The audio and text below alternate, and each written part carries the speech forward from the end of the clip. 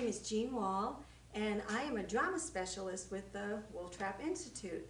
And what I'd like to demonstrate right now is teacher going into role. It's a wonderful thing to do in your classroom. It gives you the ability to co-play with your children in dramatic play. You can direct from inside the dramatic play, and it's very easy to do. I'm going to demonstrate one of the techniques that I use. Now, the character that I am going to show you is a character that I've already established with the children. Her name is Franny Farmer, and she's a puppet. The children have had a lesson with Franny. They've seen her little outfit, and Franny told them in the last lesson that invited them back to the farm so that they can help her harvest her apples in the fall. So this is the lesson that follows up after they've met Franny as the puppet. Now, at this point, I am going to become Franny. And what I ask the children is, boys and girls, do you remember Franny Farmer? Do you remember, can you describe her to me? Do you remember what she wore? And they might tell me she wore these. Now, they don't know the word overalls at the time. They describe it with their hands and everything. And I tell them that it's a pair of overalls to protect her clothes. Now they know the word. They also tell me that she wore a hat. And I show them this, a hat like this, and they say yes. And then I ask them about her hair, and they said, oh, she had long braids. Actually, they don't know the word braids either, but they describe them like this, and we have a new vocabulary word. Right now, I'm Miss Jean. I'm going to turn back around, and I want you to count to 5 for me. When I turn back around, guess who I'm going to be? Right, Franny. All right, count to 5, nice and loud for me.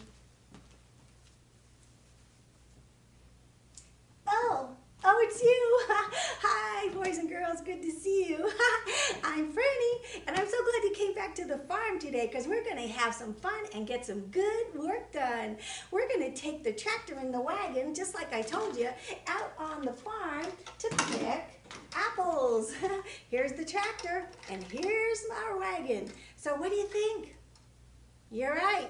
The wagon's too small to hold us all, but we've got fabulous imaginations. So we're going to build our own tractor today. But uh-oh, you smell that?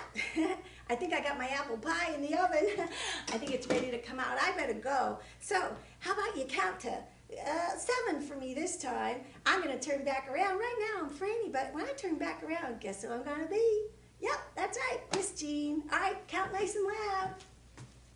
1, 2, 3, 4, 5, 6, 7. Hi, boys and girls. Did you get to meet Franny? Oh, you did? Well, at this point, I would ask children the questions about Franny, and they would tell me all kinds of things about her as if, you know, I wasn't there, so it's pretty fun. Now, one of the wonderful things about being a teacher going into role in front of the children is, especially if you use simple props, like, say, my hat and my braids. Now, whenever they see these hats and braids, this is a sign or a symbol for them, for Franny. And you're also working under the area of decoding in emergent literacy, connecting sign and meaning. Because when they say this, what do they read? They read Franny.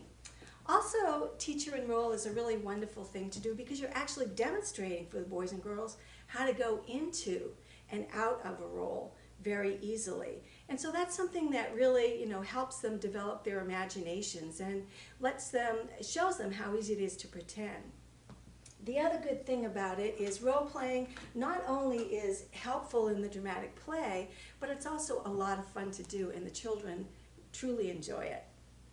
We talked about having a few indicators as costumes. Very, very simple. That's important. Simple is important. But the most important thing about changing your character is changing your voice. It's easy to change your voice just by changing the pitch. You can talk in a high voice, and you can talk in a low voice, and they all give you a totally different character. The most important thing is to use a voice that's comfortable with you. The children want to believe your character, so they enjoy you being in role, and they're ready to believe.